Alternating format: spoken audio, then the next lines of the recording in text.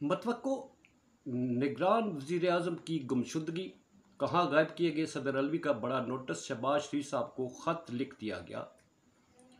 दूसरी तरफ chairman PTI की दहशतगर्दी की अदालतों से ज़मानतें खारिज, निज़ाम कैसा है, और बुशरा बीबी के ख़त का तज़किरा, एक नई चाल, एक और गंदा खेल।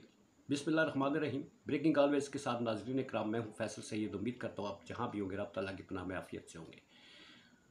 चले तो गए मगर उनके बल ना गए। आपने 17 माह की दौरे इक़्तिदार में जिस कदर कानून साजियाँ की और जिस तरह सुप्रीम कोर्ट ऑफ पाकिस्तान ने उनको उड़ा के रख दिया, अब इनकी नींदें तो हराम हो चुकी हैं, मगर आवाम के पैसे पर दावतें उड़ाना नहीं भूले। अभी तक चूँकि वज़ीर-ए-आज़म साहब मौजूद हैं, काबीना फारिग हो चुकी है, सब चले गए, मगर आवाम के इस फंड से एक पुरतकल्लफ इशाइये का एहतमाम करना वो नहीं भूले। भूखी आवाम आटे की मौत मारने के बाद 17 माह बाद भी इनको चैन नहीं आया और पुरतकल्लफ इशाइया दिया गया इत्तेहादियों की आनर में। ये है इस हुकूमत का असल चेहरा, जो जा तो चुकी है मगर वो अल्ले तल्ले अवाम के पैसों पर जो है वो अभी इनको फिर भी याद आते हैं। नाज़रीन इकराम, मेरा ये चैनल नया है, प्लीज़ इसे सब्सक्राइब कर दें और बेल आइकन का बटन दबा दीजिएगा ताकि आप पर हमारे तज़किये और ख़बरें पहुँचते रहें। नाज़रीन, निगरान वज़ीर-ए-आज़म का मामला था। आइन में इसकी जो मुद्दत है वो 3 दिन के अंदर अंदर फ़ैसला करना होता है, मगर राजा रियाज साहब और फिर 14 जमातों की 3-3 जो नाम देने थे, 52 और 3 55 नाम थे, जिनमें से एक पर फ़ैसला होना था, वो फ़ैसला ताहाल नहीं हो सका। अब उसकी मुद्दत ख़त्म हो चुकी है, तो सदर अलवी साहब ने एक ख़त लिख दिया जनाब शहबाज शरीफ साहब को।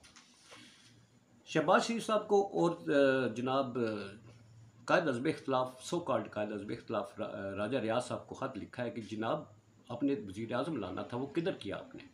उसे ज़मीन खा गई, आसमान निगल गया, वो किसकी जेब में है, उसको निकाले, बरामद करें। आइनी मुद्दत ख़त्म हो रही है, इसके बाद जो है तो फिर एक और पेचीदगी इस हुकूमत को जो है सरप्राइज़ देने के लिए तैयार है। इनके पहले 17 माह के फैसलों को अदालतों ने जिस तरह उधेड़ के रख दिया, जिस तरह उड़ा के रख दिया, जिस तरह इनके आइंदा का मुस्तकबिल जो है, कईयों के वापसियों पर ठप्पे लग चुके हैं कि वो वापस नहीं आ सकते, कांटे लग चुके हैं। इसी तरह से अब इलेक्शन कमीशन ऑफ पाकिस्तान की जाँ बख्शी कैसी होगी कि उन्होंने भी 90 दिन के इंतखाबात कराने का जो उनका आइनी किरदार था वो अदा नहीं किया। तो अब इसमें नाअहल कौन होगा, तौहीन अदालत किस पर लगेगी, ये एक अलग मामला है। दूसरी तरफ बुशरा बीबी साहिबा की ख़त की एक जो है वो बाज़गश्त है। आप मुझे बताइए नाज़रीन, मुख्तसर सी बात इस पर यही है कि क्या इमरान ख़ान और बुशरा बीबी में इतनी दूरी थी, इतने फ़ासले थे कि वो बुशरा बीबी जो है इतनी बेवकूफ़ थी कि वो एक डायरी पे ख़त अपनी वो तहरीर के ज़रिए चेयरमैन पीटीआई को इंस्ट्रक्ट करती थी कि आपने ये करना है, आपने वो करना है, आपने इस तरह से बागी अंदाज में करना है, अदालतों को दबाना है। अगर यही बात है, इसे सच मान लें, तो फिर एक अदालतों से सज़ा याफ्ता शख्स जो है वो बाहर बैठकर जिस तरह से वो अहम तयनातियाँ करता है, जिस तरह से वो पोस्टिंग्स करता है और जिस तरह से इस पाकिस्तान की सियासत में एक उसने हलचल पैदा की हुई है, मुल्क में एक अनारकी फैलाई हुई है, आवाम को जिस तरह से उसके मशवरों से आवाम को जिस तरह से इस ज़लालत ख्वारी के दौर से गुजारा गया है, तो फिर इस पर भी बहस होनी चाहिए कि डायरी में तो चलो लिखा हुआ है, वो बीवी है उसकी, जो हो ही नहीं सकता, नामुमकिन बात है कि वो लिख के क्या वो गूंगी बहरी है, ज़ुबानी बातें नहीं कर सकती थी। तो फिर इसमें भी बहस होनी चाहिए कि एक एब्सकॉन्डर जो है वो किस तरह से फ़ैसले कर रहा है पाकिस्तान की तकदीर के। तो ये नाज़रीन सबसे अहम बात जो है वो शहबाज शरीफ साहब जो है वो इस वक्त सख्त वो उनको आग लगी हुई है। अब उनके हाथ में कुछ नहीं कि सदर अलवी साहब के ख़िलाफ़ एक कानून पास करके ले आएँ। अब इनकी हालत बिल्कुल वैसी हो गई है जैसे पीटीआई ने असम्बलियाँ तोड़ी थीं, वो बिल्कुल नहते हो गए थे। तो शहबाज शरीफ साहब की असम्बली चूँकि टूट चुकी है, जा चुके हैं, तो अब शहबाज शरीफ साहब सदर अलवी के ख़िलाफ़ कोई करारदाद नहीं ला सकते। कोई अधूरी असम्बली में चंद बैठे हुए लोगों के ज़रिए जो करारदाद पास करवाई जाती है, इनके खिलाफ वो नहीं हो सकती।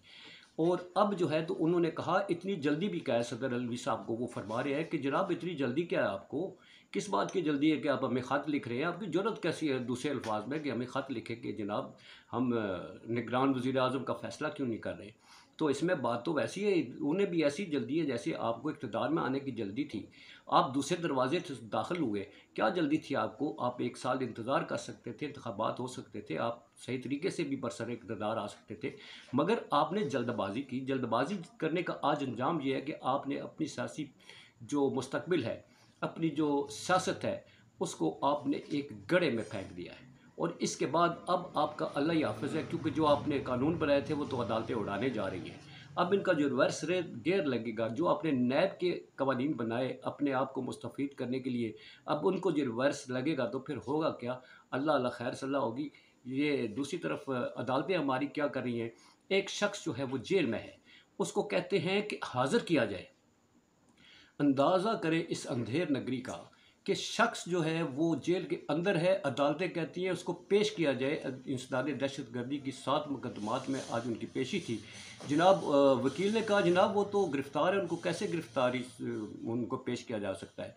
तो गोया वो जो जज साहिबान थे, उन्होंने उनकी ज़मानतें ख़ारिज कर दी और वारंट गिरफ़्तारी जारी कर दी है। अंदाज़ा करें एक शख्स पहले गिरफ़्तार है, वो जुडिशल में है, वो जेल में बैठा हुआ है, उसके मज़ीद वारंट गिरफ़्तारी। खेल वही है, खेल वही है कि ये वारंट गिरफ़्तारी जारी करते हैं। आपको समझ आ गई होगी कि वो उधर से रिहा होंगे, वारंट गिरफ़्तारी जारी है, इस एक मुकदमे में, दूसरे मुकदमे, तीसरे चौथे में वो गिरफ़्तार करते जाएंगे। मगर सुप्रीम कोर्ट ऑफ पाकिस्तान, नाज़रीन, लगता ये है कि इनकी ये गलतियाँ, सुप्रीम कोर्ट ऑफ पाकिस्तान अब एक बड़ा फ़ैसला देगी जिसमें 180 मुकदमात का यकसर ही फ़ैसला हो जाएगा और झूठ का झूठ, पानी का पानी हो जाएगा। जैसे कहते होते हैं कि झूठ के सर पाँव नहीं होते। इन्होंने जितने जाली मुकदमात बनाए हैं, इनका चंद दिनों में जो है पोस्टमार्टम हो के रह जाएगा और फिर इनका आगे मुस्तकबिल क्या है सियासत में, ये अवाम के हाथ में। अवाम जो है वो इंतज़ार करिए कि आप इलेक्शनों में आएँ तो फिर देखेंगे।